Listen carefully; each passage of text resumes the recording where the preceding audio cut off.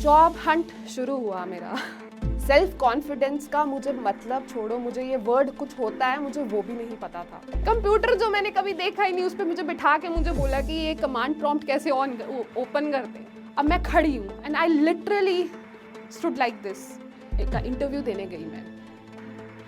English का तो पता नहीं, बट वो एक छोटा सा कॉन्फिडेंस का मसल डेवलप हो गया था, तो उस वजह से मैंने वो इंटरव्यू क्लियर कर दिया। वो एक यूएस कंपनी का स्टार्टअप था। नाउ इमेजिन 10,000 से 13,000 से 15,000 से सीधे जंप लगे 35,000 पे। तो मैं भी नहीं मानी कि इस सैलरी पे तो नहीं आऊंगी, सैलरी बढ़ाओ। वो दीक्षा नहीं, वो दीक्षा का कॉन्फिडेंस बोल रहा था कि सैलरी बढ़ाओ। वो आपको चाहिए और वो आपको मिल रहा है, बट एक मुसीबत आपके आगे आके खड़ी हो गई है। मेरा नाम दीक्षा डोगरा है। मैं public speaker, life coach, author और एक एमएनसी में मैनेजर हूँ। एक जम्मू जैसे शहर में सपने देखना, आप में से बहुत लोग छोटे शहर से हो गए, ठीक है। मैं कंप्लेन नहीं कर रही हूँ कि छोटे शहर से हो, बट आई कैन अंडरस्टैंड आप लोग रेजोनेट कर पा रहे होंगे कि छोटे शहर में अपने पेरेंट्स को समझाना कि ये मेरा सपना है और मैं इस सपने को पूरे करना चाहती हूँ, तो उनको समझाना, खुद को बाहर लाना बहुत मुश्किल होता है। बीटेक करी, अब जैसे ग्रेजुएशन के बाद सबको लगता है कि पेरेंट्स को, छोटे शहर के स्पेशली पेरेंट्स को, कि यार अब बेटी ने ग्रेजुएशन कर ली है तो बैंक में जॉब या टीचर लग जाए, तो वैसे जॉब करके अब हम अपनी बच्ची को सेटल कर दें। भाई मुझे तो सेटल ही नहीं होना था, तो ठीक है, सोचा क्या किया जाए क्या किया जाए। तो कहीं से पता चला कि एक ट्रेनिंग के लिए जम्मू के यूथ को हायर किया जा रहा है और वो दिल्ली जाके 6 महीने की ट्रेनिंग करेंगे। कुछ मिल गया यहाँ से निकलने के लिए कुछ मिल गया। तो गई, मम्मा को बोला, मम्मा यहाँ रुकी तो और 4 साल में मेरे बच्चे भी होंगे यहाँ खेल रहे, मुझे नहीं चाहिए, मैं कुछ करना चाहती हूँ। हमने जितना स्ट्रगल एक स्कूल की फ़ीस के लिए देखा है ना, मैं चाहती हूँ कि मैं खुल के जीऊँ, खुल के अपने सपने पूरे करूँ। मुझे वो वापस उस चीज़ों में कि मेरा बच्चा स्कूल की फ़ीस देने के, मैं अपने बच्चे की फ़ीस देने के लायक हूँ या नहीं हूँ, अपने हस्बैंड से पैसे मांगूँ कि नहीं मांगूँ, क्या करूँ क्या नहीं करूँ और बैठी रहूँ। मैं वो लाइफ कभी नहीं चाहती, मुझे जाने दो।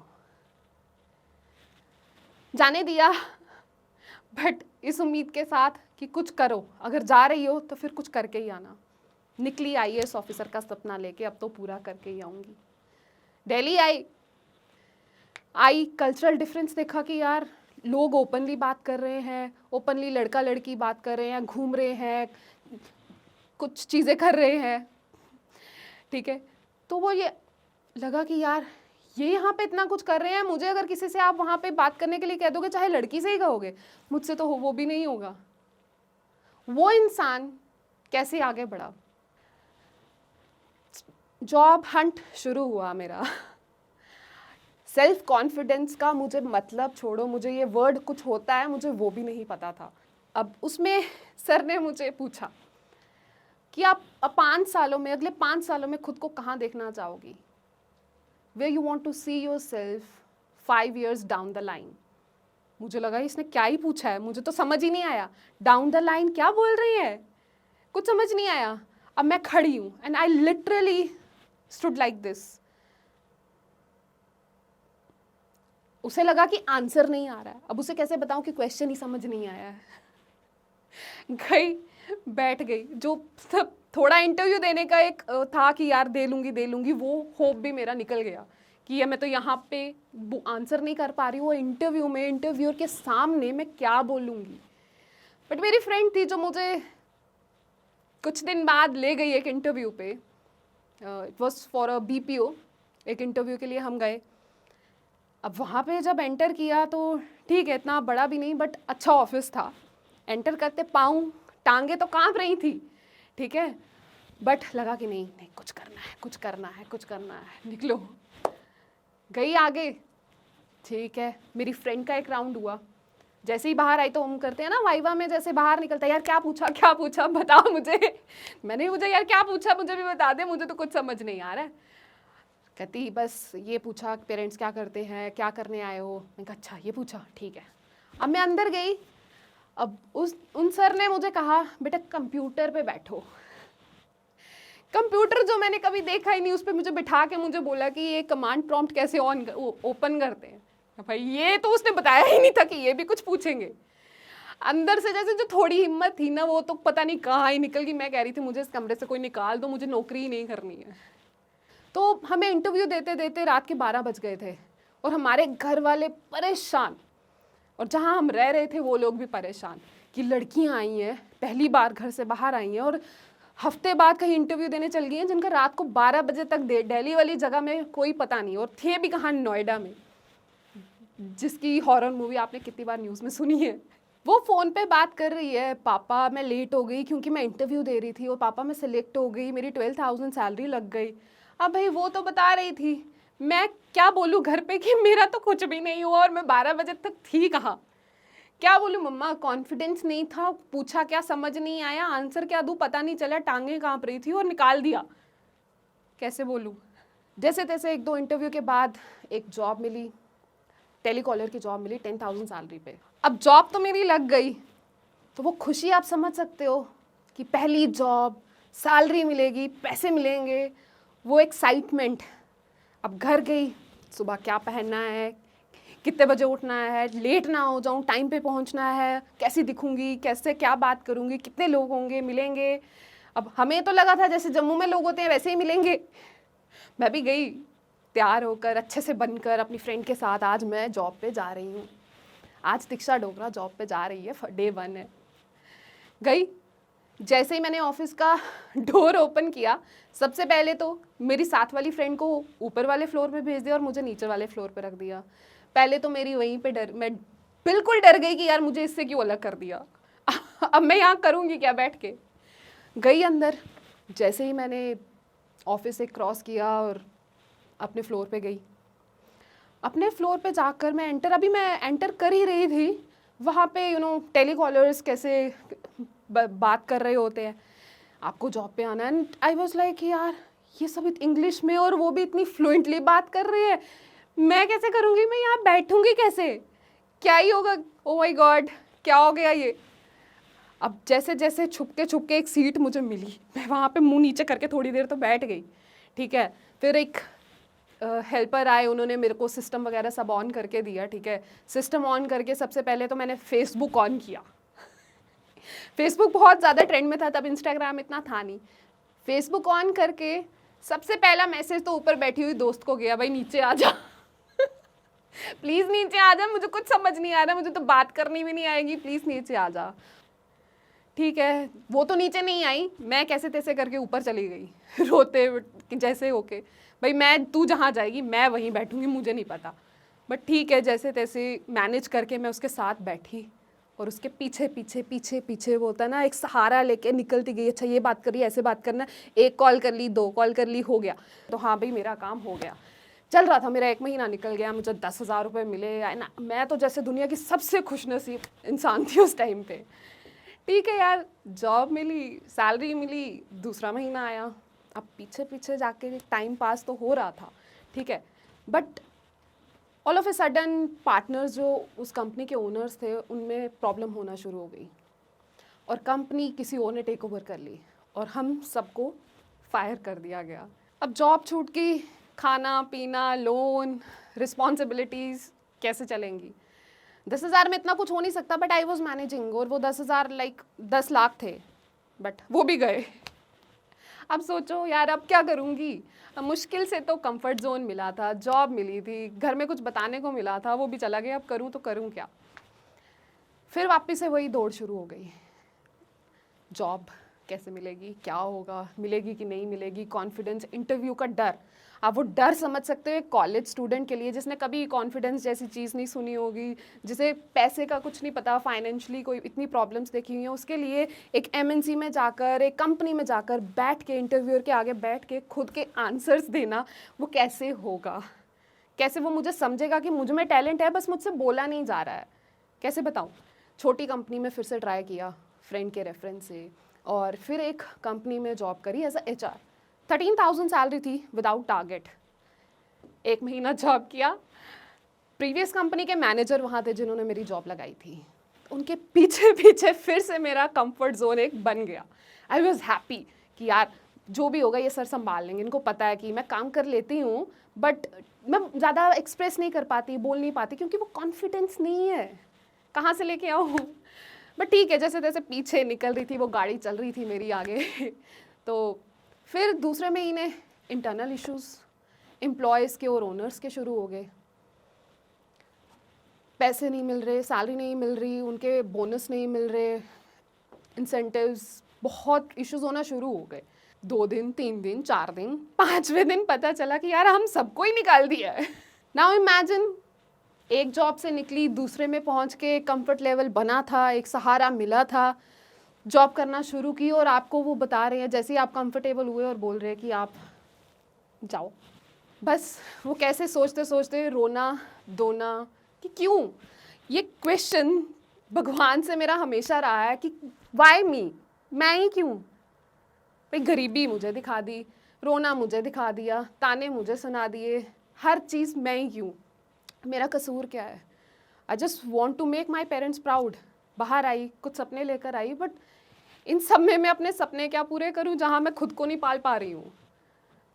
और सबसे बड़ी बात, जब आप किसी बड़ी सिटी में जाते हो, अननोन हो, अकेले रहते हो, और स्पेशली जब कॉन्फिडेंस, इन सब चीज़ों के आपको इश्यूज होते हैं, तो आप सामने वाले से जब हेल्प मांगते हो ना, तो उनको लगता है कि यार लड़की मिल गई, प्रॉब्लम तो हम इसकी सॉल्व कर देंगे, बट अब ये प्रॉपर्टी मेरी ही हो गई। उनको कैसे बताएं यार, हम भी सपने, हमारी भी कुछ लाइफ है, कुछ ड्रीम्स हैं जो हमें पूरे करने हैं, हम खुद को किसी की प्रॉपर्टी बनाने नहीं आए हैं। ठीक है, फेस निकला, पीजी से निकाली गई, फिर एक फ्रेंड के साथ शिफ्ट हुई, जैसे तैसे उसके रेफरेंस से एक लोकल बीपीओ में जॉब मिली। अब इंटरव्यू के टाइम पे आप भी बोलोगे क्या क्या किस्से हुए इसके साथ। इंटरव्यू के टाइम पे ओनर ने मुझे पूछा, हम यूजुअली तो 13 से 15 के बीच में सैलरी देते हैं। It was a local BPO, कोई आप मत सोचना बड़ी कंपनी में मैं इंटरव्यू दे रही थी। लोकल बीपीओ में ओनर आस्क्ड मी कि मैं आपकी सैलरी 18 से 20 में कर सकता हूँ, because that person knew my problem. जिसने मुझे रेफ़र किया था उसने बताया था कि भाई लड़की को प्रॉब्लम है, जॉब नहीं है, रहने की प्रॉब्लम है, जम्मू से आई है, तो इसे जॉब चाहिए, जैसे तैसे दे देना। अब सामने वाले को प्रॉब्लम तो पता थी, तो उसने लगा यार प्रॉब्लम में है लड़की, क्यों ना फ़ायदा भी उठा लें। तो ही आस्क्ड कि मैं 18 से 20 में सैलरी दे सकता हूँ। आगे आप समझ लो, आप में से बहुत लोगों के साथ शायद हुआ होगा, नाउ यू कैन रेजोनेट कि क्यों वो मेरी सैलरी बढ़ा रहा था। आई वाज लाइक मैं 15,000 में बहुत खुश हूँ, मैं अपनी वैल्यूज़ के साथ कॉम्प्रोमाइज़ नहीं कर सकती। ये चीज़ मैंने उनको नहीं बोली, उनको तो बस इतना बोला कि 15,000 इज़ इनफ। चलो भाई जॉब करने लग गए। अब हम, वो आईएएस बनने की चाह मेरी ख़त्म हो चुकी थी, क्योंकि जॉब से निकालना, खुद वहाँ एडजस्ट करना, बहुत डेट हो गया था, बहुत पैसे उधार थे, और स्टूडेंट लोन था, पैसे पे करने थे, घर में प्रॉब्लम्स थी। उसमें मेरा सपना कहाँ गया ये दीक्षा खुद भी नहीं जानती, निकल गया।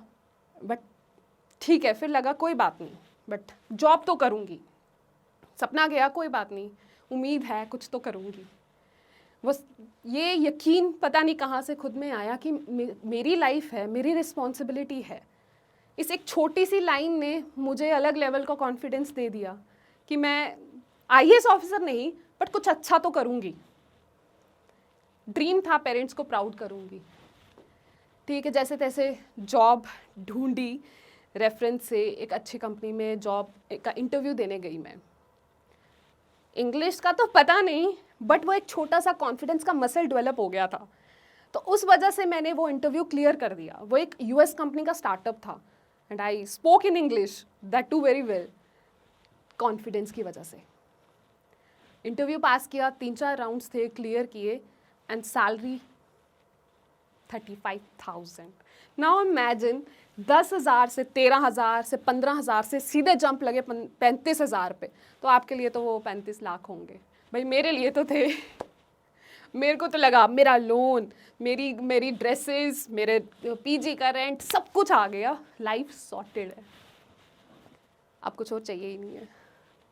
अब जब मैं 35,000 की सैलरी पे मैंने काम करना शुरू करा, मैंने अपने स्किल्स इम्प्रूव किए, इन्हांस किए, तो मुझे लगा कि यार अगर मैं ये 10,000 से 13,000, 13,000 से 15,000, 15,000 से 35,000 में आ सकती हूँ, तो मैं इससे ऊपर भी जा सकती हूँ। आई सेड ना, वो कॉन्फिडेंस का मसल जो था वो बिल्डअप हो रहा था, तो सपने बड़े हो रहे थे।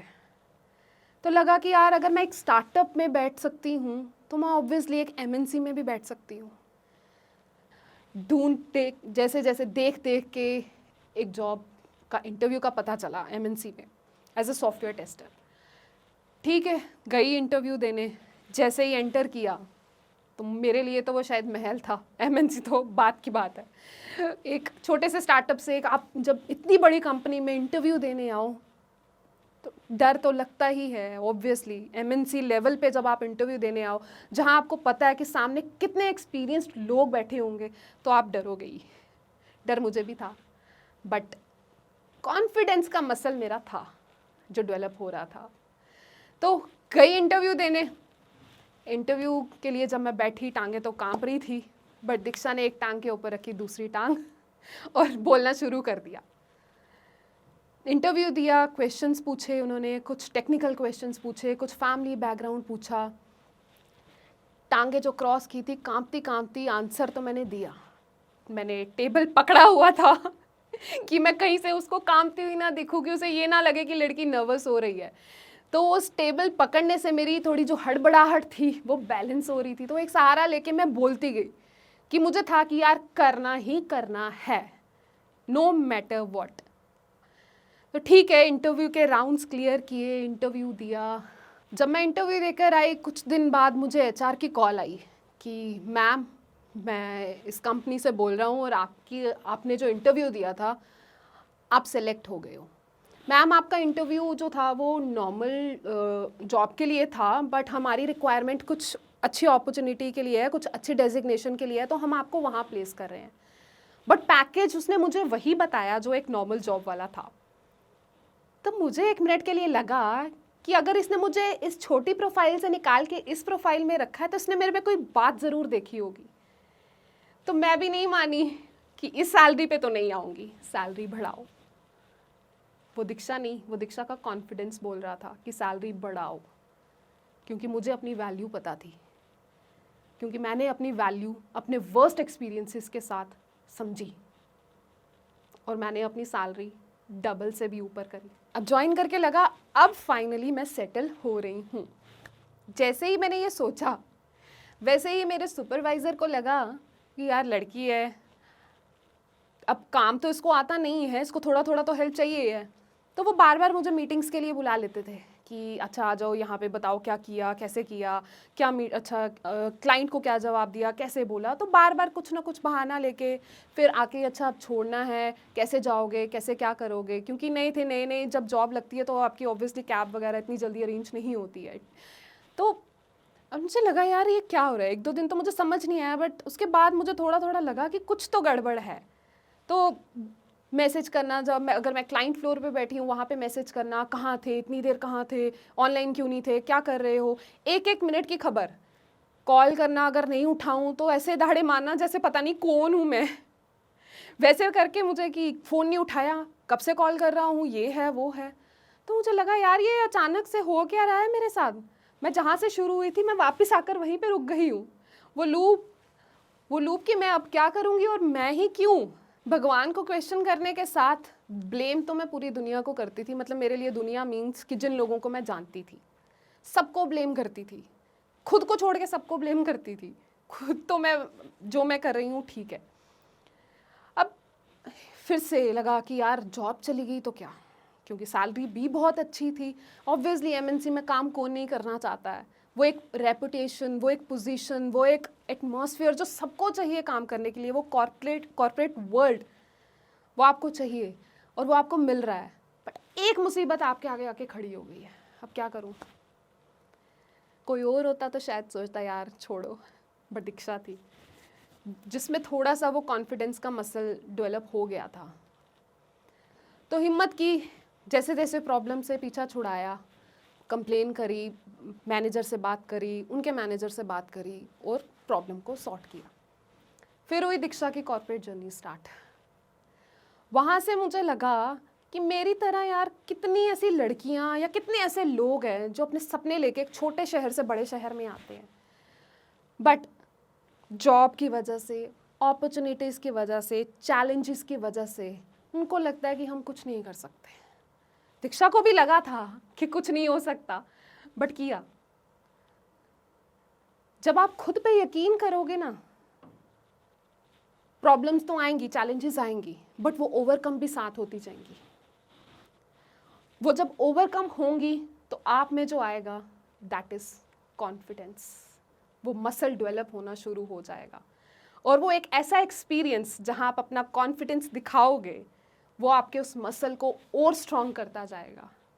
और जब वो मसल स्ट्रॉन्ग होना शुरू हो गया, यू बिकम इनक्रेडिबल।